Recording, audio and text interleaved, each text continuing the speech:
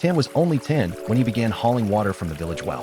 While Ha and Quan still slept curled in their blanket, he slipped out to the yard, small shoulders dragging a pole taller than himself, water sloshing onto the dew-soaked dirt. At 14, Tan laid his last schoolbook on the table. In the wooden house, Father Tone coughed hoarsely, his thin shoulders trembling. Tan said nothing.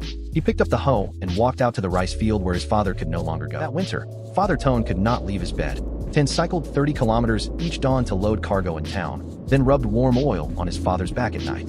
Mother Nan watched her eldest son silently, tears soaking her collar, swallowing every sound. The day Ha left for the city, Tan pressed a sweaty bundle of cash into her palm. "I couldn't go to school, so you must go for me." Ha wept all the way to the bus.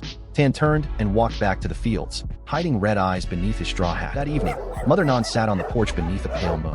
"You're still young. You deserve a life of your own." Tan shook his head, rubbing his coarse fur. "Don't worry, Mama. I'm the eldest.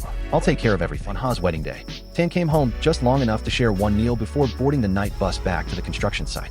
Ha watched him go, her white gown dragging in the yard. She called softly, "Brother Tan." But the bus had already vanished. Quan had his first child in the city. Tan wrapped a small gift from the countryside and sent it by bus with a handwritten letter. He had never once held his own nephew, only gazing at a photo on his old phone's cracked screen. Father Tone passed away on a rainy morning. Tan was the only one beside him, holding the hand that grew cold in his own. Ha and Quan arrived after the funeral had begun, bowing red-eyed apologies before the altar. In the years that followed, only Tan and Mother Nan remained in the wooden house. Each morning, he cooked rice porridge. Each afternoon, he worked the fields. Each evening, he read the news aloud. "How are your siblings these days?" she would ask. Tan only smiled. Near Tet, Ha called to promise she'd come home. Tan bought extra pork and wrapped the biggest bonchung in the market.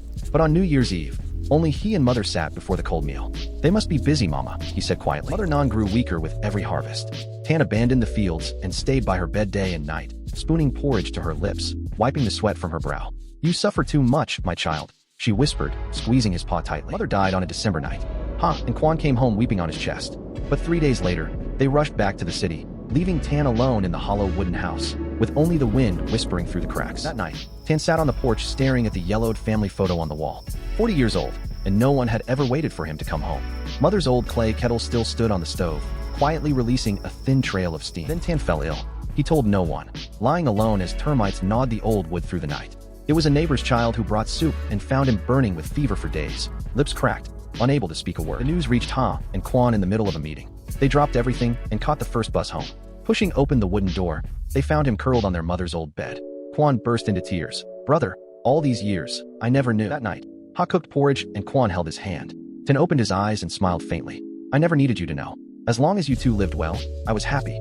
Ha bowed her head against his shoulder, silent for the first time in 20 years.